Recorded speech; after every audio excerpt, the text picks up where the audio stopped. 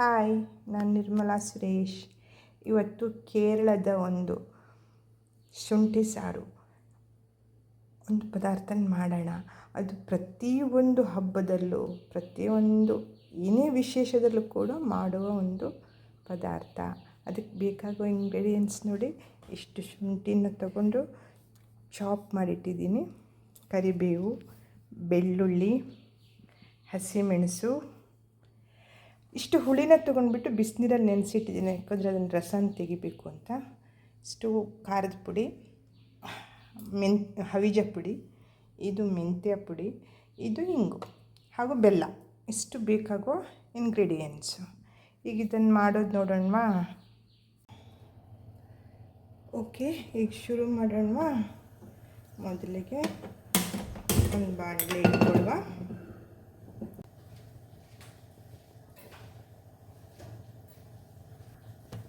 ಬಾಣಲೆ ಬಿಸಿ ಆದಮೇಲೆ ಕೊಬ್ಬರಿ ಎಣ್ಣೆ ಹಾಕಬೇಕು.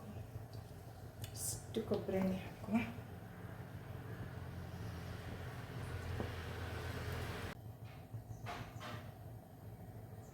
ಎಣ್ಣೆ ಬಿಸಿ ಆದ ಕೂಡಲೇ ಒಂದಷ್ಟು 4 ಕಾಳು ಮೆಂತ್ಯ ಹಾಕೋದು.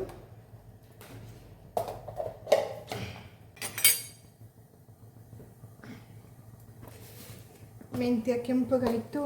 ಈಗ ಇದರಲ್ಲಿ ಸಾಸಿವೆ ಹಾಕೋದು.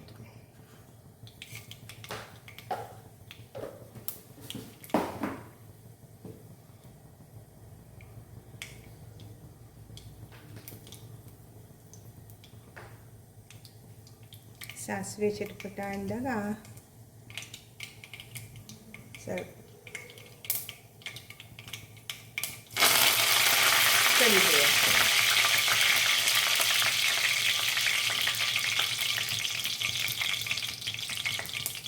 ನಂತರ ಚಾಪ್ ಮಾಡಿದ್ದ ಒಂದು ಬೆಳ್ಳುಳ್ಳಿ ಹಾಕೊಳ್ಳೋದು.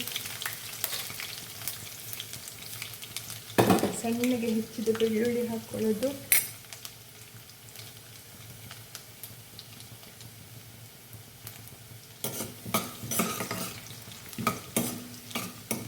ಸ್ವಲ್ಪ ಕೆಂಪಗಾದ ಮೇಲೆ ಬೆಳ್ಳುಳ್ಳಿ ಸ್ಮೆಲ್ ಹೋಗೋ ತನಕ ಸ್ವಲ್ಪ ಹುರ್ಕೊಳ್ಬೇಕು.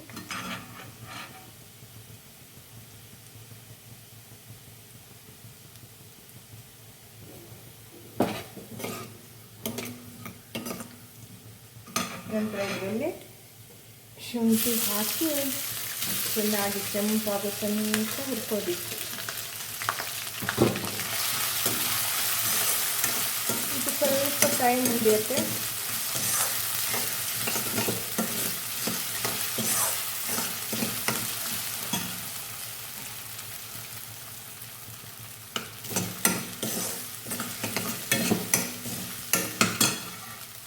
ನಾ ಇದನ್ನು ಕೆಂಪಗಾದ್ಮೇಲೆ ತೋರಿಸ್ತೀನಿ.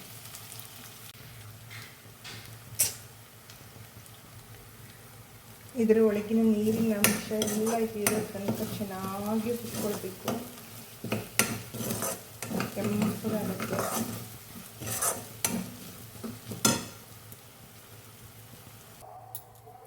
ಇಷ್ಟು ಕೆಂಪಗಾಗಿ ಹುರಿದ ಮೇಲೆ ಇದರಲ್ಲಿ ಹಸಿಮೆಣಸು ಹಾಕಬೇಕು.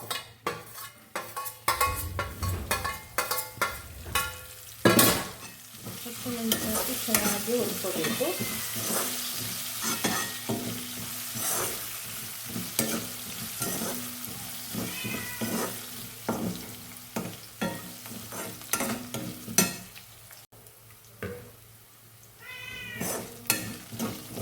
ಇದು ಚೆನ್ನಾಗಿ ಹುರಿದ ಮೇಲೆ ಇದರಲ್ಲಿ ಒಂದಿಷ್ಟು ಮಸಾಲೆ ಪದಾರ್ಥ ಹಾಕೋಣ.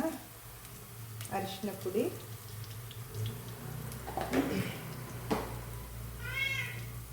ಇಲ್ಲಿ ತೆಗೆದಿಟ್ಕೊಂಡಂಥ ಮೆಣಸಿನ ಪುಡಿ,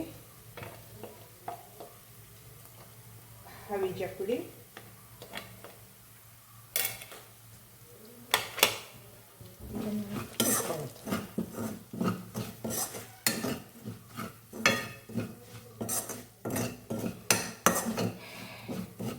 ಇದು ಮೆಣಸು ಚೆನ್ನಾಗಿ ಹುರ್ಕೊಳ್ಳೋ ತನಕ ಹುರ್ಕೊಳ್ಬೇಕು.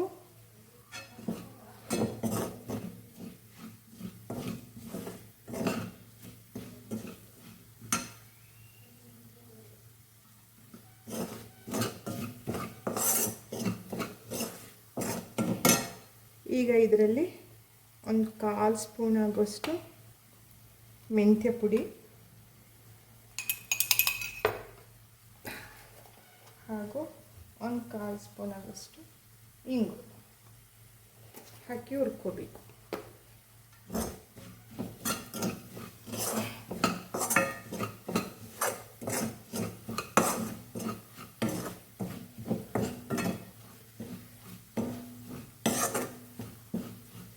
ಈಗ ಇದರಲ್ಲಿ ಹುಳಿ ರಸನ ಹಾಕ್ಕೋಬೇಕು. ನಾನು ಮೊದಲೇ ಬಿಸಿನೀರಲ್ಲಿ ನೆನೆಸಿಟ್ಟು ರಸ ತೆಗೆದಿಟ್ಟಿದ್ದೀನಿ, ಅದನ್ನು ಹಾಕ್ಕೋಬೇಕು.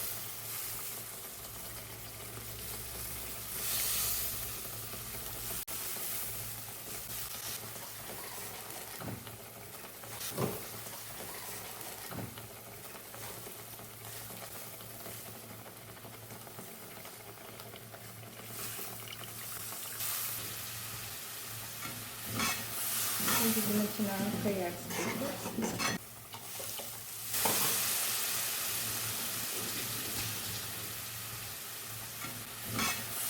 ಇದನ್ನು ಚೆನ್ನಾಗಿ ಕೈ ಆಡಿಸ್ಬೇಕು.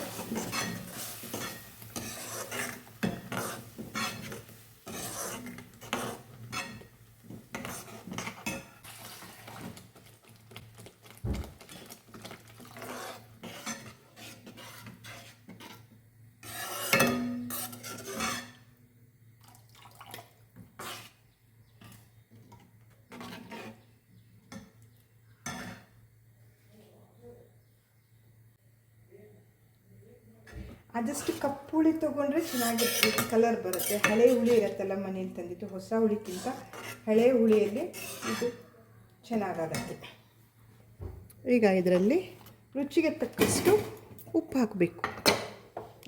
ಉಪ್ಪು ಸ್ವಲ್ಪ ಹಾಕಿ ಆಮೇಲೆ ಬೇಕಾದ್ರೆ ನೋಡಿ ಹಾಕಿ.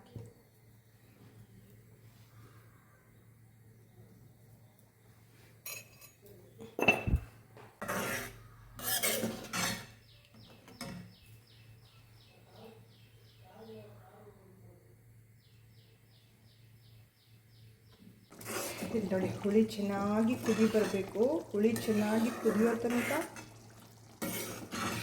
ಬೆಲ್ಲ ಹಾಕಬಾರ್ದು. ನೋಡಿ, ಎಣ್ಣೆ ಬಿಡ್ತಾ ಇದೆ ಈಗ ಸೈಡಿಂದ. ತನಕ ಚೆನ್ನಾಗಿ ಕುದಿ ಬರಬೇಕು. ಈಗ ಇದರಲ್ಲಿ ಬೆಲ್ಲ ಹಾಕೋಣ. ನಾನೊಂದು ಕಪ್ನಷ್ಟು ಬೆಲ್ಲ ತೊಗೊಂಡಿದ್ದೀನಿ.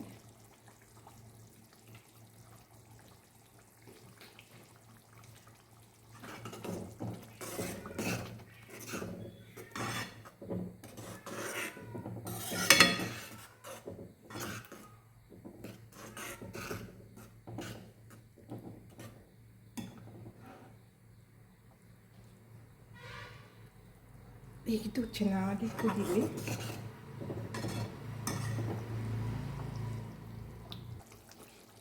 ಇದು ಚೆನ್ನಾಗಿ ಕುದಿ ಬಂದು ನೋಡಿ ಗಟ್ಟಿ ಆಗ್ತಾ ಇದೆ. ಈಗ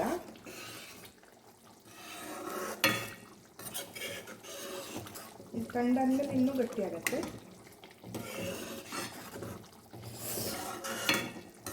ಒಳ್ಳೆ ಪರಿಮಳ ಬರ್ತಾ ಇದೆ, ಬಾಯಲ್ಲಿ ನೀರು ಬರ್ತಾ ಇದೆ. ಉಪ್ಪು, ಹುಳಿ, ಖಾರ ಎಲ್ಲವೂ ಒಂದೇ ಸಮ ಆಗಿ ಚೆನ್ನಾಗಿ. ಇದು ಬೇಳೆ ಸಾರು ಜೊತೆಗೆ ಉಪ್ಪಿನಕಾಯಿ ಹಾಗೆ ತಿಂತಾರೆ.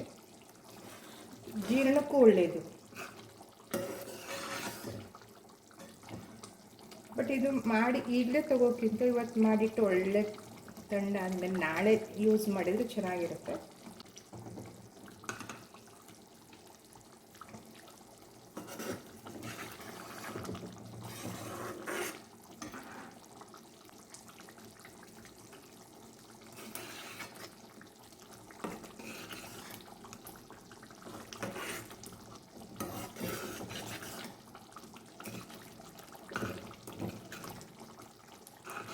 ತಳ ಹಿಡಿಯೋಕ್ಕೆ ಬಿಡಬಾರ್ದು. ಸ್ವಲ್ಪ ಕೈ ತಿರುಗ್ತಾ ಇದ್ದರೆ ತಳ ಹಿಡಿಯೋದು.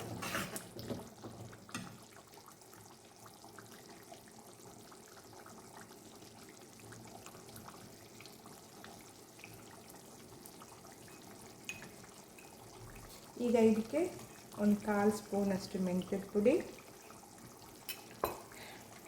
ಮತ್ತು ಒಂದು 1/4 ಸ್ಪೂನಷ್ಟು ಇಂಗು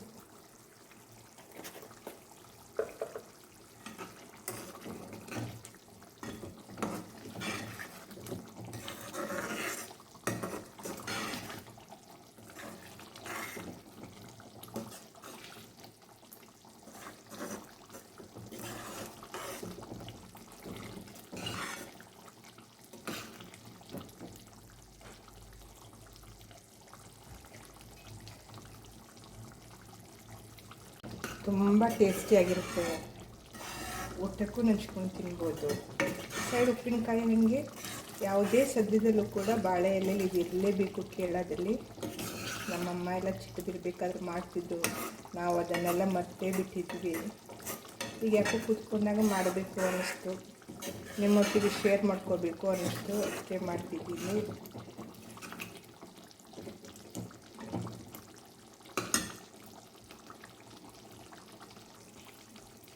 ನೋಡಿ ಚೆನ್ನಾಗಿ ಕುದಿ ಬಂದಿದೆ, ಗಟ್ಟಿ ಆಗ್ತಾನೂ ಇದೆ.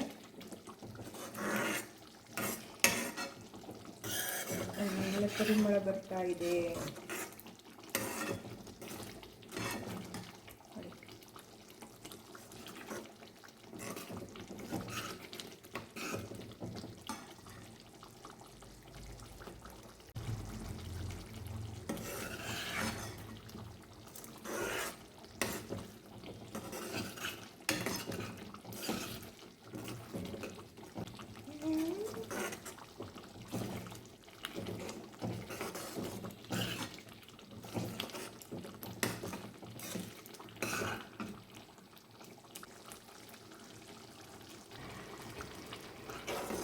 ಈಗ ಇದು ರೆಡಿಯಾಗಿದೆ.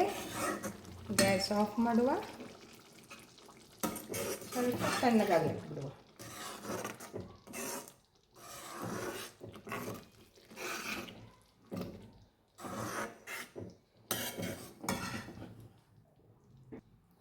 ಇದ್ರ ಮಧ್ಯೆ ನಿಮಗೆ ಸ್ವಲ್ಪ ಟೇಸ್ಟ್ ಮಾಡಿ ನೋಡಿ, ಉಪ್ಪೇನಾದರೂ ಬೇಕಿದ್ರೆ ಹಾಕ್ಕೊಳ್ಬೋದು. ಈಗ ನಂದು ಇದೆಲ್ಲ ಉಪ್ಪು ಎಲ್ಲ ಸರಿಯಾಗಿದೆ, ಉಪ್ಪು ಹುಳಿ ಎಲ್ಲವೂ ಸರಿಯಾಗಿದೆ. ನೋಡಿ, ಮಾಡಿ, ಟೇಸ್ಟ್ ಮಾಡಿ. ಇಷ್ಟ ಆದರೆ ಲೈಕ್ ಮಾಡಿ, ಸಬ್ಸ್ಕ್ರೈಬ್ ಮಾಡಿ, ಶೇರ್ ಮಾಡಿ. ಓಕೆ, ಬಾಯ್. ಇನ್ನು ಮತ್ತೆ ನೆಕ್ಸ್ಟ್ ವಿಡಿಯೋದಲ್ಲಿ ಸಿಗುವ. ನಾನು ಇದನ್ನು ತಣ್ಣಗಾದ್ಮೇಲೆ ಒಂದು ಬೌಲಲ್ಲಿ ಹಾಕಿ ತೋರಿಸ್ತೀನಿ. ಸಾರಿ, ಒಂದು ವಿಷಯ ಮತ್ತೆ, ಇದನ್ನು ಟೇಸ್ಟ್ ಬ್ಯಾಲೆನ್ಸ್ ಮಾಡಲಿಕ್ಕೆ 1 ಸ್ಪೂನಷ್ಟು ಸಕ್ಕರೆ ಹಾಕೋಬೇಕು.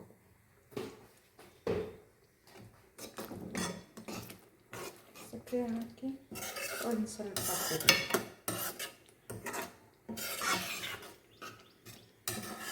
ಬೆಲ್ಲ, ಉಪ್ಪು, ಹುಳಿ, ಖಾರ ಎಲ್ಲದನ್ನು ಟೇಸ್ಟ್ ಬ್ಯಾಲೆನ್ಸ್ ಮಾಡುತ್ತೆ ಈ ಸಕ್ಕರೆ.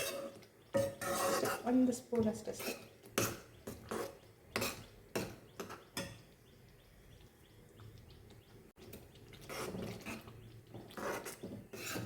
ನೋಡಿ,